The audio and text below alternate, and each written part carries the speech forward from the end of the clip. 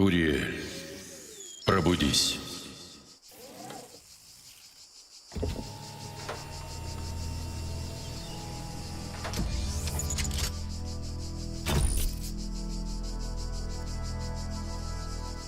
Внемли мне, Уриэль. Конец света уже близок. Процесс завершен. Этот мир исчезнет, и дети мои вознесутся. Как им и суждено. Но, Уриэль, я совершил ошибку. И виной тому гордыня и страх. Я согрешил против процесса. Я низверг тех, кто противился мне, и заточил их вместе за пределами этого сада. Теперь они в западне и не могут вознестись. Их жизни, их знания, все будет утрачено. Но я не могу их освободить. Теперь мне это не подвластно. То, о чем я прошу тебя, мой дорогой посланник, тяжкая жертва. Ты должен войти в это царство скорби. Ты должен освободить души, что я заточил. Исправь мою ошибку. Я открыл проход и наделил тебя даром времени. Уриэль, мне жаль. Я хотел бы сделать больше. Молю, спаси их.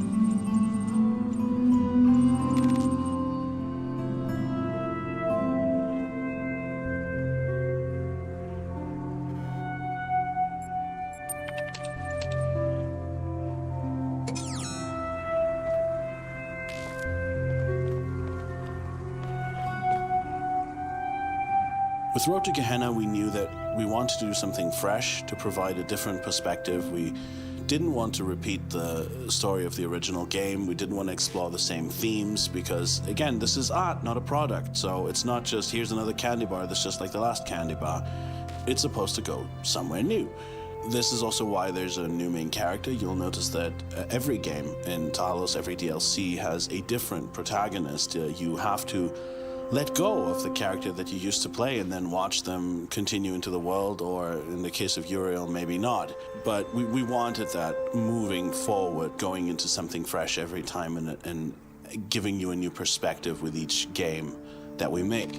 It was a logical next step for us to widen the scope and start speaking about society. The first game was very much about the individual, even though it did talk about the role of the individual in sort of a wider context. But nevertheless, how we relate to one another as individuals is a huge part of what philosophy is about. Politics and society are not separate things from philosophy. They are the heart of philosophy. They are how we exist together and how to find a way of living together, living a good life as part of humanity and of the nation that you live in and the society that you live in and the city that you live in. And a prison was an interesting place to examine that. A society built inside a prison, doubly so. And then on top of that, we have your protagonist in a deeply kind of ambiguous, difficult role in which you are simultaneously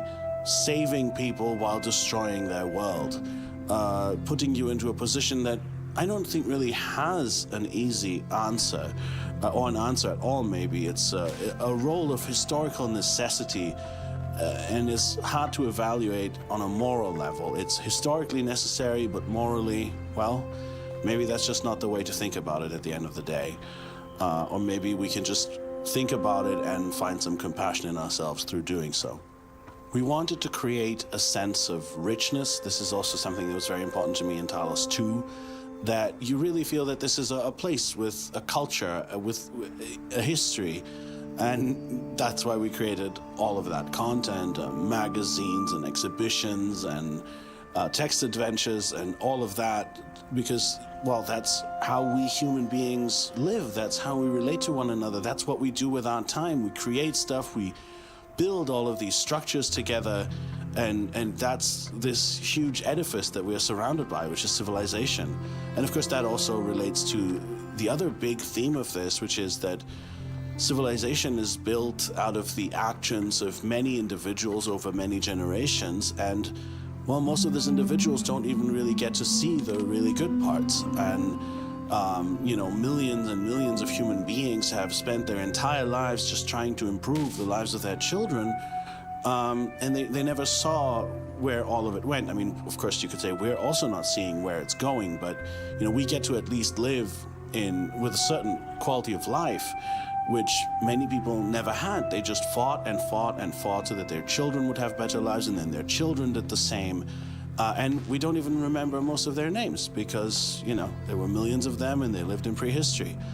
So that theme is also very central here with the notion of Jerusalem, a city built on sacrifice, and which also, of course, then leads us to Talos Principle 2, which was always the intent, to say that, you know, all these generations of AIs sacrificed everything for a reason, and it's very bittersweet that this happened, because on the one hand they built this coming city that we will see in the next game, this new civilization, but they themselves are lost.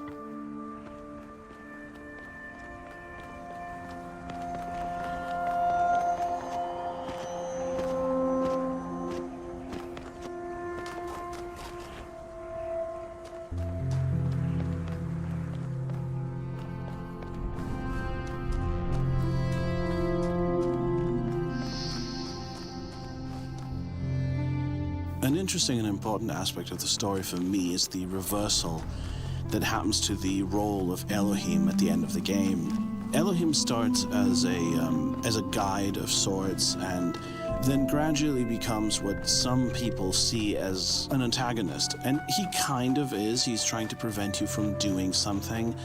But I think the game would have been very flat if that was all that it was. Ooh, God bad. And it's really not that, because at the end of the day, Elohim is not a villain.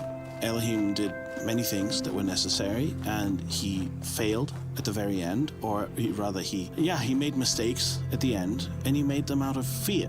And I think there's a kind of a beautiful reversal of roles that happens here. Because Elohim has essentially been pretending to be God, and he has kind of occupied the role of God of this limited world of the simulation, and he's been terrified of ever letting go of that, and he's kind of, manipulated events in such a way as to prolong his role, partially also by creating Gehenna. But at the end of the day, he becomes very human. As you ascend the tower and he explains his motivations, his role changes from godlike to human-like. And you realize that, in a way, this game is about his sacrifice, what he has to give up. He is the one who, in the end, faces death. And you, in fact, are becoming this inevitable force of redemption and resurrection that he has to, in a way, submit to. So you could say that in some ways, speaking of gardens, the entire game is Elohim's Garden of Gethsemane moment of being afraid and saying, I don't want to do this, I don't want to sacrifice everything, and then in the end saying, no, let your will be done.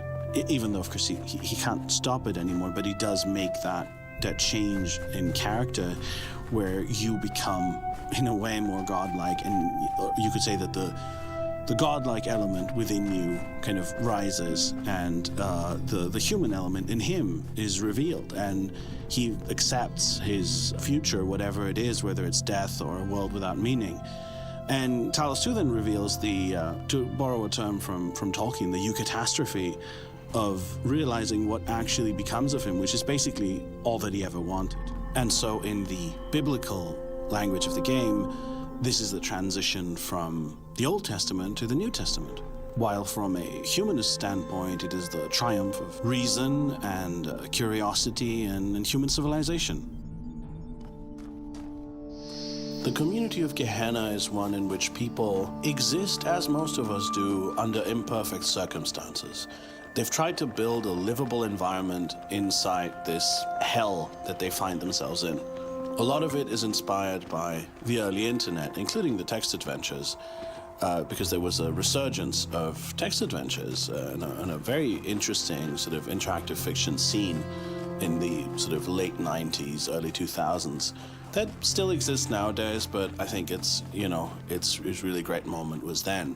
What's interesting about Gehenna is that in some ways it's perhaps the most beautiful, most meaningful place inside the simulation. The people in it have managed to actually build something, but at the same time, it's not enough, is it? They all know on some level, it leaks through in all of their writing, that they're desperate either to leave or to convince themselves that they want to stay. And the thing that's interesting about this is how it relates to us. We're kind of increasingly encouraged to live in this way where we're stuck in the computer and stuck in our online communities, which are beautiful and fascinating in some ways and horrible in others, but there's a stagnation all around us at the same time, a decay. The characters of Gehenna struggle with this as well, that they live in a society that is simultaneously meaningful but also doomed inherently by its material circumstances, and the only way out is something very radical, which is also very unpleasant. I'm not trying to suggest that this is some sort of one-to-one allegory for the internet or something like that. I try to avoid allegory. I'm much more interested in applicability. But I do think that there's a lot of applicability here. There is a lot that we can think about as regards our own society, and the fact that we need, in order to feel meaning in our lives, a feeling of a future and something to contribute to. Perhaps even in this bleak way where we ourselves don't get to see it, but still it is more important for there to be a future than for us to just exist, even if we exist semi-comfortably. The culture of Gehenna is complicated in that it has some darker aspects as the plot goes along, but it's also very, very childishly enthusiastic in some ways. And we really wanted to capture that enthusiasm of the early internet, which seems quite innocent compared to the social media of today, unfortunately. There's a lot of creativity that's getting poured into this world, and in all of the posts, and a lot of characters really trying to do their best to understand the world of the past, often with very funny results, but still they really are trying, and also to create just this sense of community through fiction and through galleries and through all of these things that we create.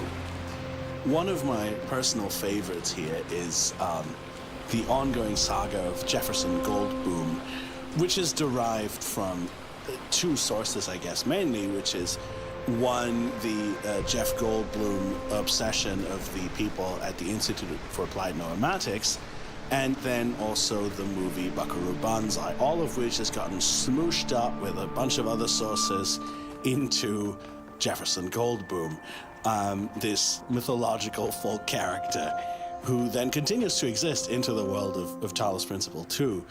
I find these stories very funny, although you'll notice that they still express the anxieties of the people of Gehenna in certain ways. And I find them charming, and one thing about them is that, yeah, this stuff is silly, and some of it is not terribly well written.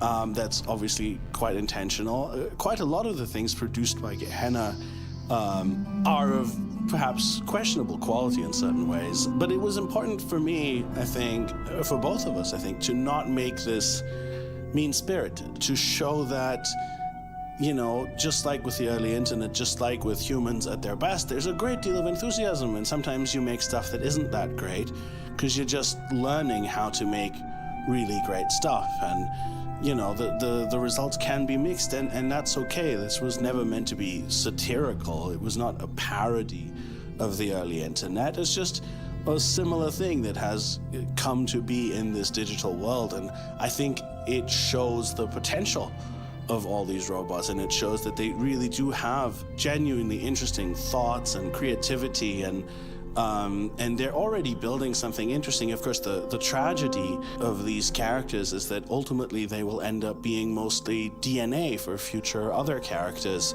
They build a basis from which so much more will be created, but they themselves will not be able to see it unless someone finds a way of rescuing them. But that is what life is like. You know, we are working in the early days of the computer game medium, and I think a lot of the stuff that we are creating will seem incredibly crude and primitive in only a few years. I mean, I've been doing it for 20 years, and the early stuff that I made seems incredibly crude now, just on a technological level. And but even in how we do storytelling in all these ways, a lot is going to change if humanity persists, and I hope that we will.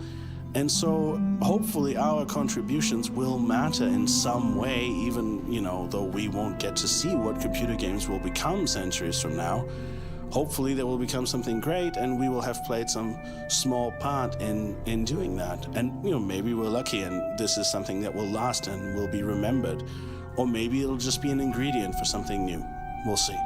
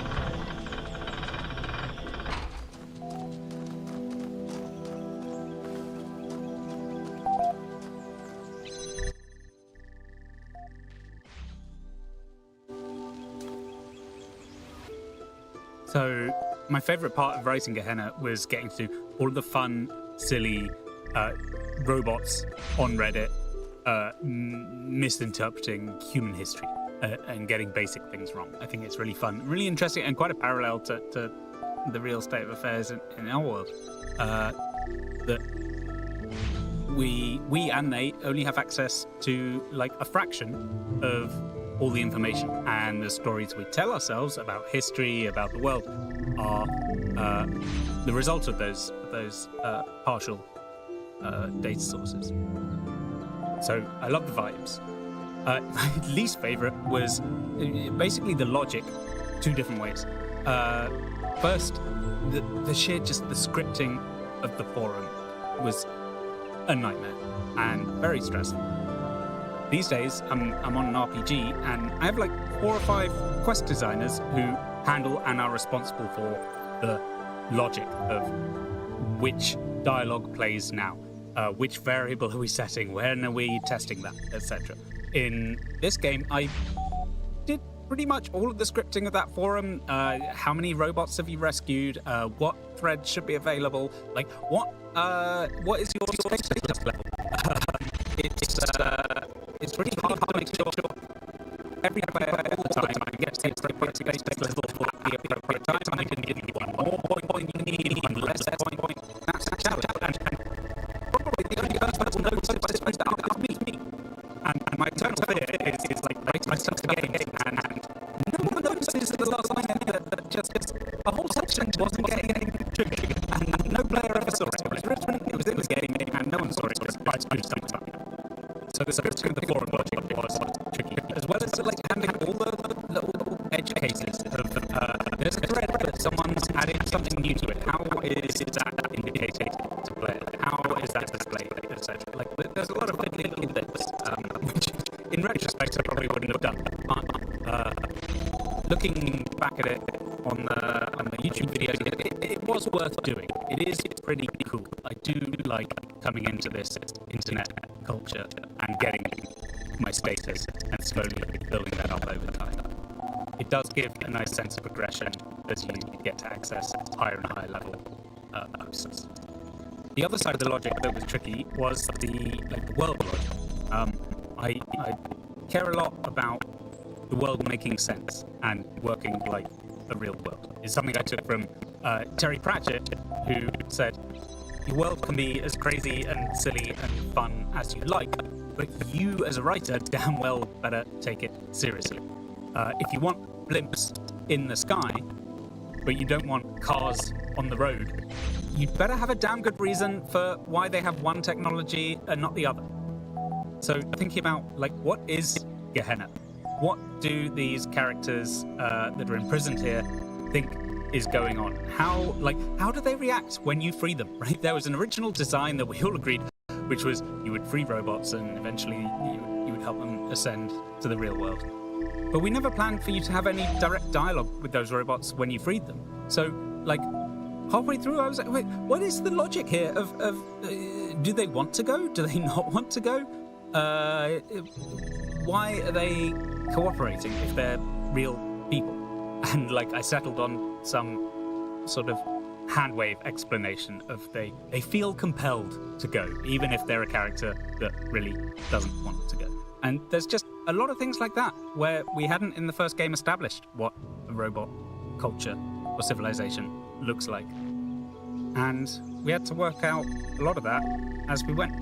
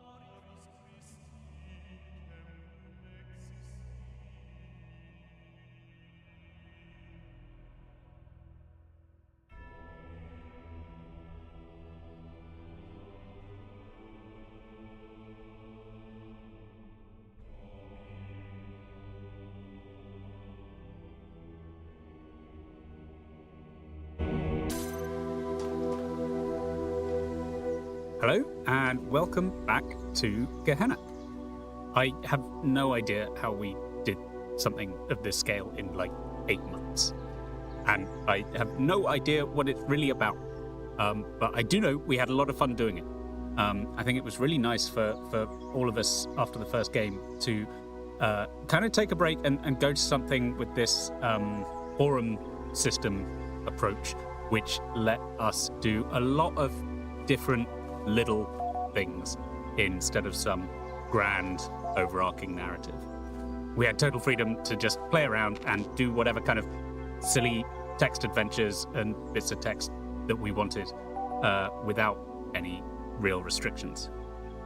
The original pitch came from Jonas, the idea of being Uriel and being sent back into this kind of abandoned, cordoned off corner of the simulation to save the residents there. And I think the only like competing idea was something, I guess it was kind of a prequel where we would hear more from the scientists and people who built this thing in the first place. But this was the way we went, and it was cool. It's probably the best thing I've ever done that no one played, because as a DLC, it just the audience is too small to really sell. It should have been a standalone product. So I hope some new people will get to discover it as part of this new release. So the distribution of labor between Jonas and I on this one was much more mixed than on the first game, partly in virtue of its nature. We were sometimes writing for the same characters. We were writing forum threads, and then I think each of us dropping into one another's things and adding bits and pieces for various characters. But as a rule of thumb, the basic split was I ended up doing most of the sort of core plot stuff on this one. So I was doing the thread with admin and Spider and Lamb, and the sort of the cornerstones and the key turning points in the thing. And Jonas was doing the really cool, really extravagant, large text adventures that you find, as well as a bunch of other texts.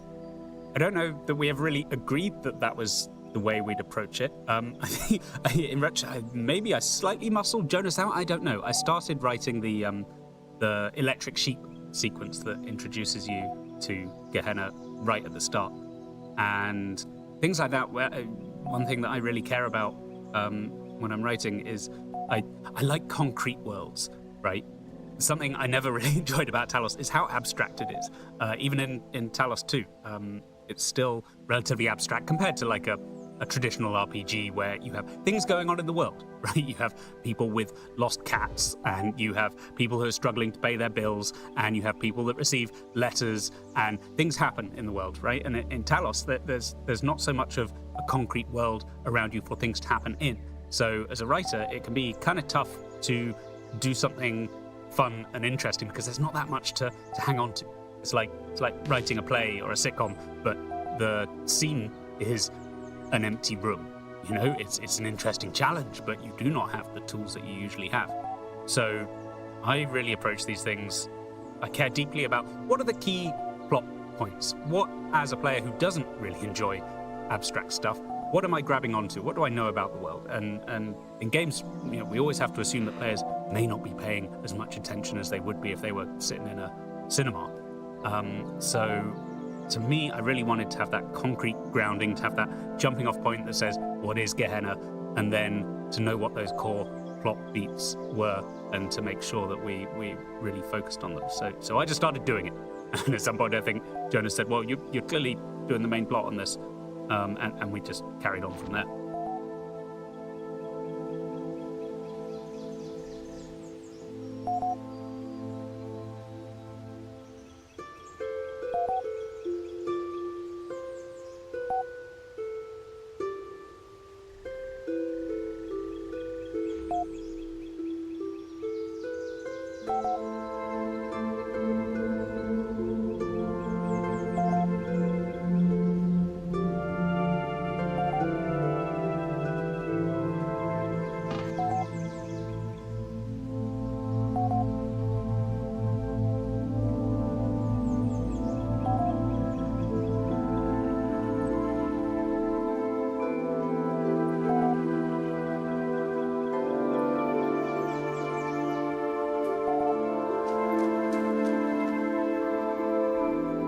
Hello, and welcome back to Gehenna. I have no idea how we did something of this scale in like 8 months.